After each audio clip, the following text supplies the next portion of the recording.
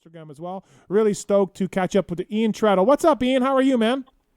Hey, what's going on, guys? So glad to come on, man. Yeah, thanks for coming on. I appreciate you reaching out. I've never spoken to you before. Obviously, in the pro pits, your career didn't last that long. I didn't go to the amateurs, but I certainly, Ian, heard of you coming up and your great amateur career.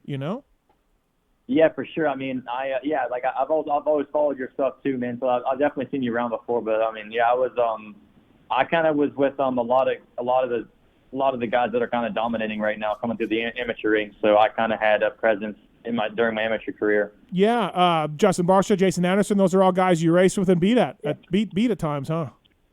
Yeah, I mean, me and Jason both raced our first rookie race together. So I mean, we raced each other pretty much our entire career from 80s all the way through big bikes. Right. Ian Trettel on the show tonight, brought to you by Vortex Racing. Dylan Ferrandis, AP, and everybody at Star Yamaha using the Vortex Racing sprockets. They got the V3 bar, 29% stronger than the competition. If you want a deal on sprockets or bars from the folks at Vortex, email Kyle at vortexracing.com. Please check them out. Mention Pulp MX. You can save with those guys. Thanks to the folks at Vortex Racing for coming on. So, Ian, what are you doing nowadays? How's life? Man, life is great, man. So I'm just making the best of a bad situation, man. So all the stuff I went through, right? Like I had this incredible amateur career. Mm-hmm. I mean, it's incredible subjective. I mean, I felt like it was a success. I did very well as an amateur. And as going to my pro career, I did okay. I thought I could have done better had I had more time to get dialed in. But right. I mean, I top 10 my first pro outdoor national, and I top 5 my first Supercross. And so right. I was definitely moving in the right direction. It was just a matter of time before I could figure it out. Then I had this tragic injury that kind of took me out. But I've been able to kind of use. It almost feels like like going through something as bad as I went through. Like I was almost built for it at the same time.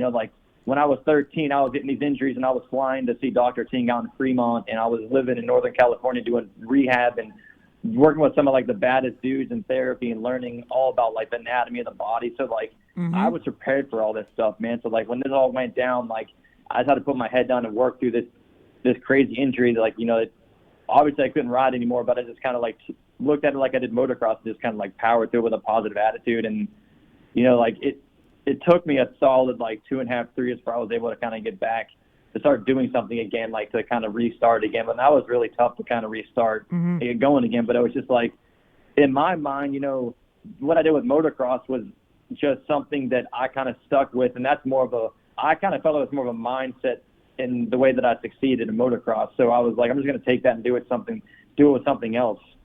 So I've just been kind of trying to find that next niche. Right. And so I've been having a lot of fun with, I learned all these crazy things going through what I went through with a head injury, man. I worked with all the, rehabbing the brain. You're pretty much making new connections, and it's you're building new skills every time you make a new brain connection. And so I started thinking about the way that I was training racing versus with this injury, and I was oh shit, dude, there's all these cool tricks. And I immediately started thinking about riding mm-hmm. when I was going through this stuff. And so when I started getting back out on the track, I started kind of training guys, and I started focusing more on just the mindset and kind of how to approach kind of racing. And I was dude, honestly, everyone starts in the same place. It's just a matter of who can kind of and we see this too in the pro ranks, guys who are just better at losing than others, people who they're just warriors. And so I always tell guys, I'm if you can learn how to lose, you want that's the best way to get better, just because you're not gonna win when you first start out. You're gonna have right. to learn how to lose. And so I started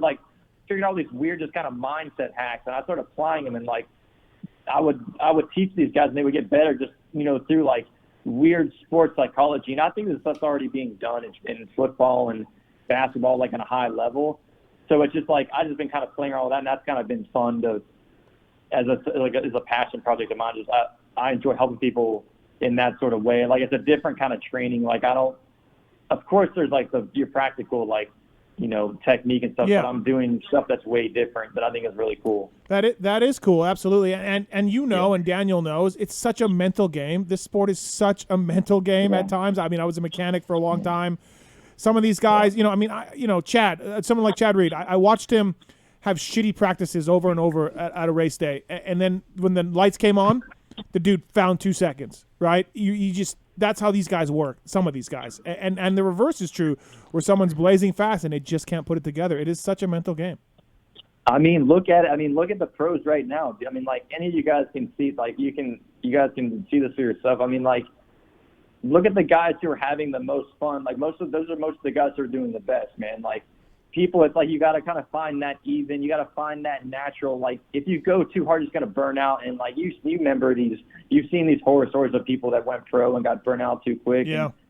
And the parents got involved. And it just was a bad story. I'm just like, you got to keep it fun. And like I think if you're having fun, you're going to be the best you're going to be anyways, right? But it just seems like some of these guys who are kind of having that right combination of fun and training hard are doing better than others, man. So physically, where are you at now? How's your motor functions? How you getting around? Like, is everything fine? So like, man, like when I crashed at Daytona, I endoed in the second practice, and it was basically like a back concussion, and I injured something called the right basal ganglia, which affected mostly all of my left side motor skills. Okay. So like primarily my left hand, like my finger dexterity in my left hand is not there or where it was.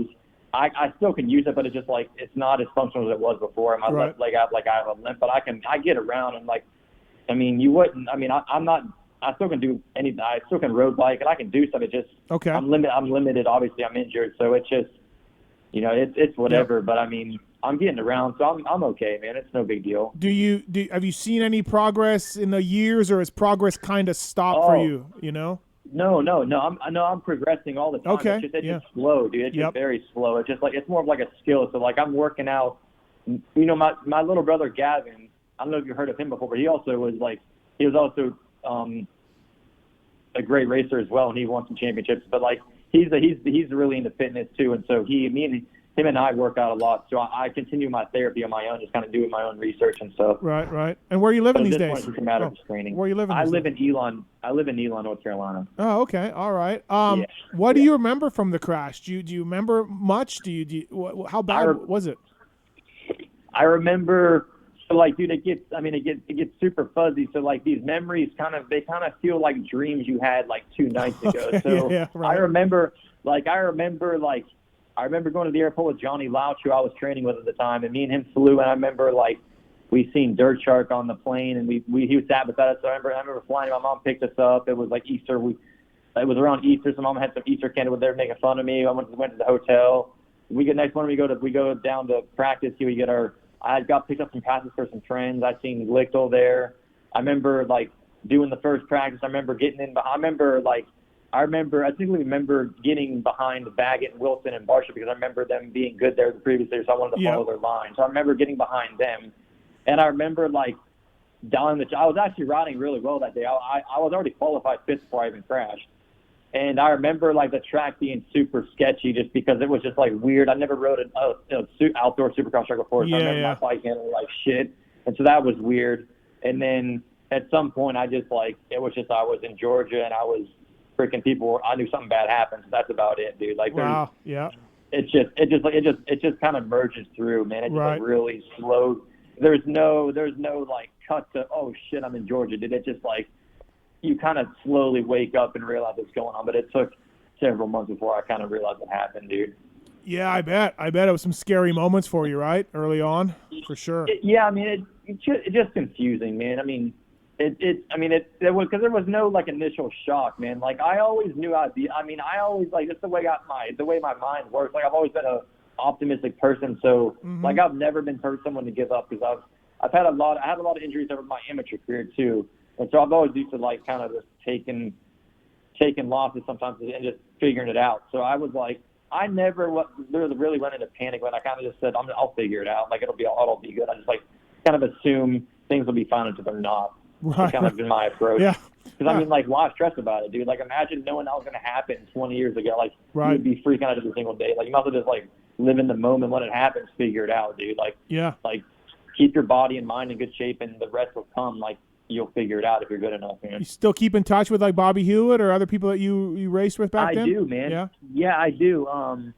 I still talk to Tickle and. Like Wes Williams from Verb every once in a while. And like if I go to a track, I'll stop and see all my guys. But just like as far as like day-to-day conversations every once in a while I hit someone up. But it just when I go to a race, I normally reconnect with everybody. But I've been kind of trying to resurface lately. I don't know if you've seen some of the stuff I've been posting. I've been trying to do some like different type of, like, I've been trying to bring in some more like kind of like, you ever watch like unboxing videos on like tech products? On what? On what? On like a tech product, like just like a like a really clean, you know what I'm talking about, like a clean like tech review. Yes, like, yes. But with motocross, I kind of want to break down some like really technical things that are going on that people may not see. Yeah. Kind of like science of Supercross, but like in a nerdier way, where guys can like learn stuff and also be like, oh shit, I didn't even see that. Where like someone who didn't even watch motocross can understand it, but someone who does ride might be able to figure it out on their own too if they tried it. Right. No, that's cool. Yeah, I watched a couple of the videos.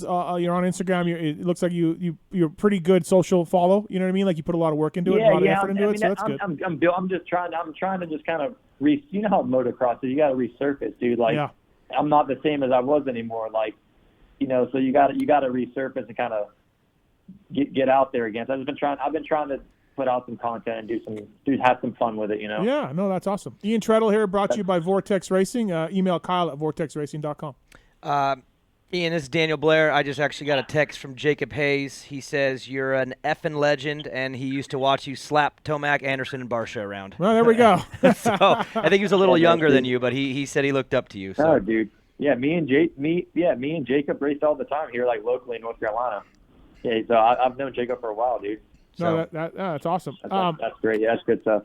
Have you ridden a dirt bike since your accident? Like even putted around? Have you able to get on one at all? I rode a pit bike, dude, but honestly, it scares me, man. Yeah. I know that sounds lame, but dude, I'm telling you, like, there's nothing you can do. But I think it's just like your brain just like puts you in defense mode, and so I just like I don't even like going fast anymore in the car. Like, it's just, I mean, but what do you expect, dude? Like that whole thing was so traumatic, and like everyone that I put through, I'm just like, dude, I'm so over it, man. It's hard to put into words, guys, but like it's a weird thing, man.